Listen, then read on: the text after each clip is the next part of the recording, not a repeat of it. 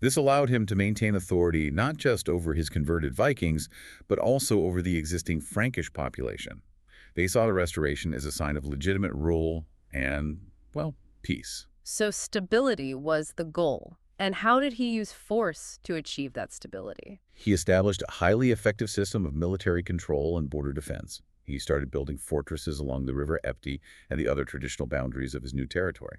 And he'd assign them to his most trusted followers. Yes, which was laying the physical and legal groundwork for feudalism. He was decentralizing military control while maintaining central loyalty. He was using land grants to secure military service from his followers. So he used his Viking military effectiveness to create something the Frankish kings had failed to deliver for decades: peace and order. Indeed. The peace that Rollo established was often called Rollo's Peace, and it became famous. Even Frankish chronicles that were suspicious of him noted that under Rollo's iron-fisted rule, security returned to the land. There's the legend that you could leave gold lying on the road and no one would steal it? Exactly. And that kind of stability attracted settlers, both Norse and Frankish, and it allowed the territory to recover economically at an incredible rate. So he successfully married this Norse military vigor with Frankish administrative necessity, and this hybrid model led directly to the creation of a new identity: the Normans. This is maybe the most astonishing cultural phenomenon of the early Middle Ages. The sheer speed of their assimilation. The territory just quickly absorbed the influx of Scandinavian immigrants, blending them with the existing population of Franks, Bretons, and others. They became the Normans, the men of the north. And when you look at the political landscape of the 10th century, you see chaos everywhere else: fragmented kingdoms, weak kings, constant raiding. Normandy, Rollo's creation, it quickly became an anomaly in the region. It became a beacon of stability. The system of governance that Rollo initiated, prioritizing military organization, formalized land grants, and a legal structure, created a unified, efficient, and militarily capable state. And crucially, the process of cultural absorption was just relentless. Let's focus on the mechanism of that speed. How quickly did they drop Old Norse for the local Romance language? How fast did these long-haired pagan raiders become French-speaking Catholic nobles? Incredibly fast. I mean, within 2 to 3 generations, Old Norse was largely extinct as a spoken language in Normandy. It was replaced by the local Romance dialect, which was the precursor to modern French. Were there any holdouts? There were some pockets of Old Norse that remained in the coastal Bayeux region for a bit longer, but overall, the administrative and elite language became Frankish. That's a profound cultural abandonment. Why would they discard their own language so readily? Well, there were several factors driving it. Firstly, the Vikings who settled were heavily dependent on the existing Frankish legal and social structure to govern. They had to communicate with the Frankish population, the bishops, the king. And secondly, I assume intermarriage. Exactly. Rollo and his successors married into the Frankish nobility, and their children were raised speaking the language of power, which was French. By the time Rollo's grandson Richard III died in 996, chroniclers were already noting that the descendants of the Vikings were, in all essentials, Frenchmen. So they kept the Viking aggression and organizational skill, but they adopted the Frankish legal and linguistic framework. That's the perfect summary. Rollo's decision to accept homage and integrate wasn't just symbolic. It forced his followers to adopt the dominant culture in order to survive and thrive within this new formalized feudal structure he was building. It was the necessary cost of success. It was. By adopting Frankish feudalism, the formalized hierarchy of allegiance and land tenure, they gained legitimacy. Rollo laid the groundwork for a system that prioritized security and order above all else, which encouraged that rapid assimilation. Rollo's life ends sometime between 928 and 933. He's buried in Rouen Cathedral, which is a testament to his successful conversion. How does his succession then solidify this new state he's created? Rollo was succeeded by his son, William Longsword. And Rollo had been very shrewd, ensuring a smooth transition by associating William with the governance of the realm long before his own death. This guaranteed the continuity and stability of the emerging state. So there was no power vacuum when he died? None. William Longsword just continued the work. He maintained the peace, and it's under his rule that the territory gains its more formal title, correct? That's right.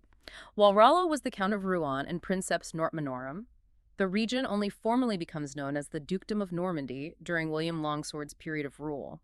He had the political acumen of his father, successfully defending and expanding the territory and continuing that process of Christianization and Frankish integration. So now we get to the immense, sprawling legacy. Rollo's historical importance is so often seen through the lens of one of his distant descendants. The dynastic link is what places Rollo firmly at the center of European history. Rollo's great-great-grandson, just 4 generations removed from the man who seized the land in 911, was William the Conqueror. Who became Duke of Normandy in 1035. Right. So this means that when William the Conqueror, Duke of Normandy, launched his invasion of England in 1066, he wasn't launching it from some recent Viking settlement. He was launching it from a powerful, unified, administratively sophisticated, and militarily dominant feudal state. A state established by his great-great-grandfather. That is Rollo's enduring historical significance. His act of political foundation in 911 provided the stable base, the territorial security, the effective military structure, the integration into Christian feudal Europe that was necessary to launch such an ambitious project as the conquest of England. So, long story short, without a strong, stable Normandy, there is no 1066. There isn't. Rollo's pragmatic conversion was the foundation stone of Anglo-Norman history. It's a complete pivot. The man whose original mission was to destroy the Frankish system ends up creating a state so efficient that it reshapes Western Europe forever. He really did pioneer a new model of political power. He did. Historians say he demonstrated constructive political skills of a high order, and he did. He successfully transitioned a marauding, decentralized Viking group into the founder of one of the most distinctive and effective feudal states in Europe. And he also pioneered that successful alliance between robust, secular Norman military power and the institutional authority of the church. Yes, and that model of aggressive military expansion, backed by impeccable legal structure and church endorsement, became the Norman hallmark. They exported it wherever they went. You see it in 1066 with William the Conqueror's claim being legitimized by the papacy. And you see it in their subsequent conquests of southern Italy and Sicily and their instrumental role during the Crusades.